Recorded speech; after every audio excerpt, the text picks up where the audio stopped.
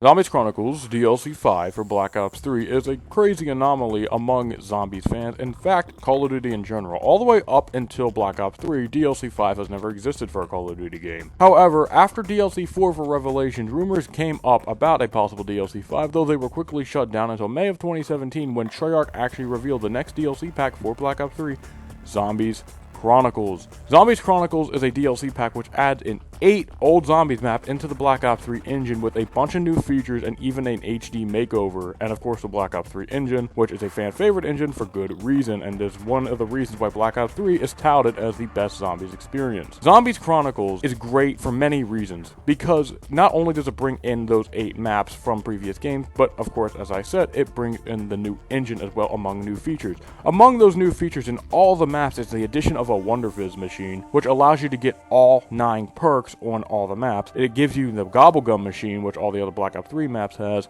and makes high rounds on these old maps never thought possible actually now possible. Speaking of those said maps, the 8 maps that were actually added into Black Ops 3 were Nocturne Toten, Varrock, Gino Numa, Kino der Toten, Ascension, Shangri-La, Moon, and Origins. All fan favorite maps from their prior games, maybe minus Shino Numa and Shangri-La, but it still is great to have them all here, as I think the Black Ops 3 version of both of those maps is the best version. Maybe except Origins, because I think Origins is actually better in Black Ops 2 objectively, but subjectively I think BO3 one is better because of the graphics, but the objective better version is Black Ops 2 because of, all the tricks you can do with skipping the very monotonous Easter egg and solo and stuff like that. Among some other new features that these Chronicles maps introduce, we also get a bunch of new guns added to the box. Not just the Black Ops 3 gun, but we get the Chronicles exclusive guns like the Galil and the AK-74U, the Fafar, which is actually on Garage Krovi, and the Ray Gun Mark II is added to every single Chronicles map, including the BO1 and World of War maps.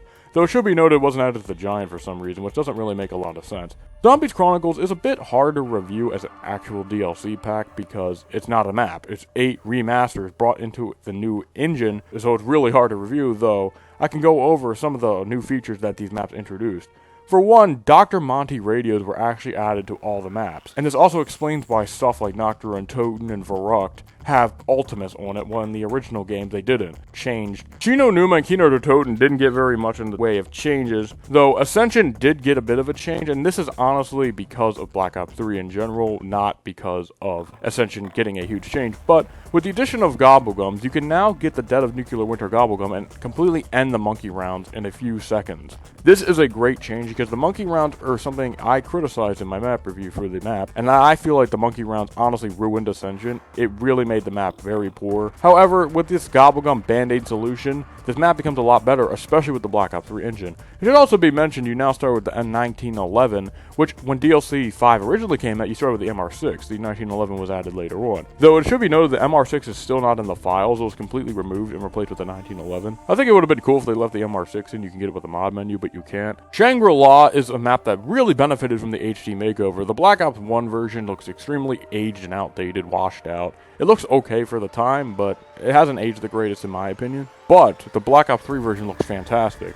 I know a lot of people say it's their favorite looking map, but that to me goes to Revelations. Though this map cannot be denied on how good it looks. Moon is another map like Shangri-La that benefited a lot from the HD makeover, and Moon looks insanely better on Black Ops 3. On Black Ops 1 it looks terrible, but in Black Ops 3 it looks fantastic and is always a joy to play, for the most part, if you have friends. And of course we get to Origins. Origins is of course one of the biggest maps that were remastered. It's pretty much a Black Ops 3 map remastered into Black Ops 3 now, and Origins is probably the main selling point of the DLC. Origins got a lot of changes, and some of those changes aren't for the best. One is the mud slowing you down even more. The Thunder Fists were nerfed, the AoE effect does not work as well, the upgraded Thunder Fists don't work as well, and the Easter Egg's infamous step glitch can no longer be skipped with the Fire Staff glitch. Though you can do a glitch in co-op, but it is unbelievable how they fixed this. This, unfortunately, objectively makes the BO2 version better, but the Black Ops 3 version is my personal favorite because I just like it how it looks, and I just really like the Black Ops 3 engine more than the BO2 engine, but that's just my opinion. But Origins, I feel like, benefited a lot from the Black Ops 3 remake, minus some of the really bad additions they added into the map. I do think Zombies Chronicles did have some missed potential potential in some maps they could have added. For one, they could have just added a Derice remake would have had Ultimus on it. It'd be redundant to have 2 Derices in the same game, but it would be cool to have one with Primus and one with Ultimus and one with different weapons on it. Another problem is it doesn't have Mob of the Dead. We of course know that turns into Blood of the Dead, but having Mob of the Dead in Black Ops 3 I think would help me and a lot of other people get more into the map, as it's on a new, more